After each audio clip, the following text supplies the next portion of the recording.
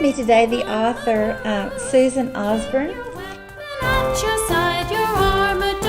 33,000 people die every year in the U.S. from suicide. Must be strong. Pierce the darkness with the light as you go along. Living with one foot in heaven, breaking the enemy's power. In the strength of Jesus we can stand in the darkest hour. Living with one foot in heaven, ready when he calls our name. For believers to live is Christ, to die is only gain. Welcome to Heritage of Truth. My name is Patty. I have with me today the author Susan Osborn. Susan, tell us a little bit about yourself and the co-authors of your book. Okay. Well, I've been writing for about 30 years, and this is actually my 30th book. But Wow. I must say it's my favorite one because I think it is really going to touch lives. And it's Too Soon to Say Goodbye, Healing and Hope for Victims and Survivors of Suicide.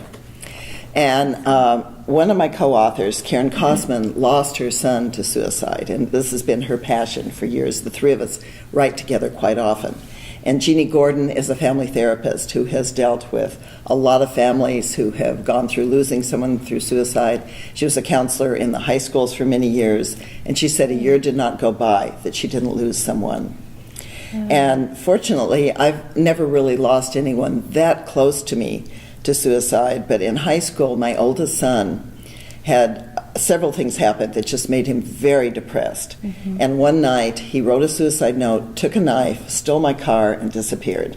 And so I have the emotion of what people go through, but fortunately, he came back and said, "Mom, I couldn't do it." And so I've been through the emotion, but I fortunately did not have to go through the experience. But I think this is one of the most heartbreaking things people can go through. Yes. I can see the great need for this book. How do you think this book will help families? I think the reason it helps families is we have gotten stories from over 30 different people who have either lost someone to suicide or who have been suicidal themselves. And so it shows the depth and breadth of this problem, and many of these people have set up organizations to help other families. Because the thing I hear the most is, well, I don't know what to say to someone who's been through this. Right. And I think it's really important to know what to say so that they don't feel totally alone. And this book really answers those questions of how you can come alongside them, and ignoring them or pretending like it didn't happen is not the solution for this. Are the families usually surprised by the suicide, or are there red flags that we should be that would alert us that someone is contemplating suicide? Right, and there are many different situations, but there are red flags. Mm-hmm. And if someone is depressed, or if they say they're suicidal, I know sometimes people will think, well, I thought he was just getting attention. Well, no. If anyone says they're suicidal, if they're depressed, make sure they get help. Make sure they go to a counselor, a psychologist, or someone who can really give them professional help. Because in the book, a number of the stories had people who had the signs. Others, it just came out of the blue. Mm-hmm. And others, if they had a child, well, I say child, they were usually 18, to 25 maybe. And they said, oh, if I only would have been there at that moment, it wouldn't have happened. And that's probably true for that moment. But if someone is bent on taking their own life, you can't stop them. And so the family members or friends cannot feel guilty afterwards. They just couldn't have done anything about it anyway, I don't think. You can try to help them along, but it's the person's choice whether to take their own life or not.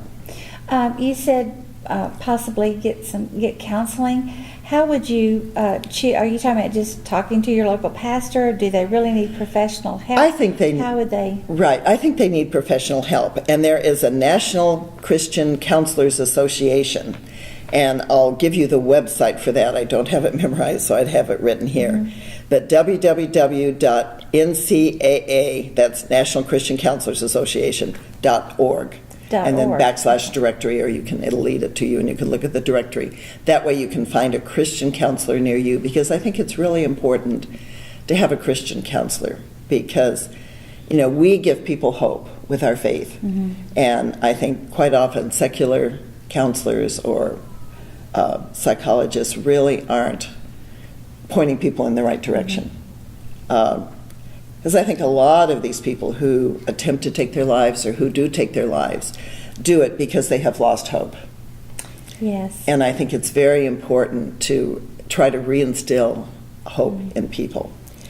And another problem that I see is quite often people have a chemical imbalance. Now, they may have a mental illness, they may be bipolar or something like that, need medicine like that. Or we have one friend whose story is in the book who felt suicidal at one point, and then she went to a doctor and had a whole bunch of tests run and just discovered that she had a total chemical imbalance in her body. And once that was solved, she didn't have those feelings anymore. So Wow. that's why it may be important to go to like a psychiatrist so they can do the medical test too if Yes. it gets to be that severe. Yes. Very interesting. Is this problem of suicide very prevalent, or is it just that we hear about those unique times that it happens, or does it? I think very it is often? very prevalent, and I have some statistics on that. Like young people. Suicide is the third leading cause of death among people 15 to 24. The third. The third Wow. highest. And 33,000 people die every year in the U.S. from suicide, at least that many. Suicide is the 11th leading cause of death in the United States. And you think of all the illnesses that people have that are terminal. I mean, that just makes it unbelievable. It's the fourth leading cause of death from adults from 18 to 65. So it's fourth in the major age groups. I mean, these statistics are horrifying, I think. It's interesting, too, there are 4 male suicides for every female suicide. Really? And yet more women try to take their own lives. They just don't succeed. And I know I broke my arm and I was in the ER, so you always use that as an opportunity as an author. And I was talking to the nurses in ER, and they said they couldn't believe how many people they saw who had attempted their own lives and failed. And more often than not, it is a woman who does not succeed in doing it. Of those women who attempt, was it a true attempt to kill themselves, or was it a weak attempt in order to get help?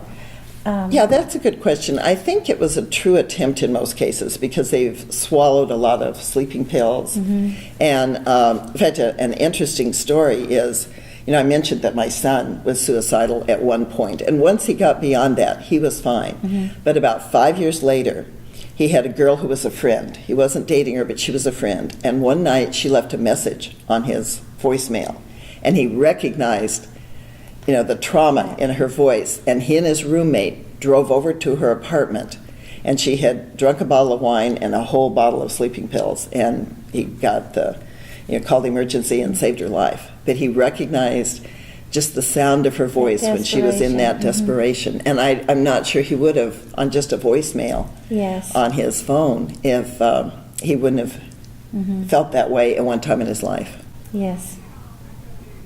Wow. So, when suicide occurs in a family, what are some of the other effects, the long-term effects to other family members? I think it is terribly hard on the family. And I know my co-author Karen was saying that her son took his own life, and her daughter was working in a restaurant. And she took about a week off, but then when she tried to go back to work, whenever she'd walk up to take somebody's order, she'd start crying. And she finally just ran out and just had to take off work for quite a long time. And often people are ashamed of why their loved one died, and so they make up things. And they don't admit the truth. And I think anytime you hide the truth, that it can be hard on you, because the truth sets us free. And when you have these secrets that you hide. And one of the stories in our book is about a woman whose mother had taken her own life, and the father made up these stories for years and years and years. And a lot of people kind of shunned them, and the kids just wondered what was going on. And then one day he just pulled over the side of the road and said, your mom shot yourself, and then pulled back onto the road and never said another word about it. And I thought, you have to be careful how you handle this when you are telling members of the family. I think you have to, and I think it's good for people who are left behind to get counseling so that they know how to deal with the situation and they know how to deal with other people. And they need to understand that quite often other people don't know how to help them. And I know Karen was working in a hospital when a friend at the hospital, a co-worker's son, took his own life. And she didn't know what to say to her. Nobody did. They just kind of walked on eggshells. But then when her son took his own life, this woman knew exactly how to come alongside her and help her. And not that you really want people to go there to be able to do this, but I think the book and the stories in the book really give you some ideas on how to come alongside people, because each situation is totally different. And That would be great. and it's important to do that. It's important to reach out to them. And I think those who have gone through it, it's important that you face what has happened in your family and go on with your lives. I know there is a brother of one of the boys that took his own life in here who wore a ribbon in his hat, which is kind of unusual. He wore a baseball cap. And whenever anybody would ask him, he said that was in honor of his brother. And then he warned other high school students that if you know anyone who is depressed or just seems upset, it's really important to talk to them, to have them get help. Because, like I said, the teenage years are a minefield for this. I've heard people say that killing yourself is murder, and that, a Christian even who kills themselves will not go to heaven. Is there any scriptural support for that at all, or where did that teaching come from? No, explain that. I'm glad you asked that, because there is no scriptural background for that. And I was thrilled. Our publishers, Southern Baptist Convention, put in the book that there is no scriptural background that says if you take your own life, you're going to go to hell. Because I think a lot of these people are sick at the time, they have they're mentally ill at the time, or they really don't know what they're doing. They just, and sometimes it's just a, momentary decision. You hear that it is a final solution to a momentary decision. And there is no background. I think that, and once, it says in the Bible, once we have our salvation, that is not to be taken away from us. So, if someone is saved, they are not going to go to hell because they took their own life. Okay, thank you. I hope that if any of our listeners out there have heard that would be an encouragement for them.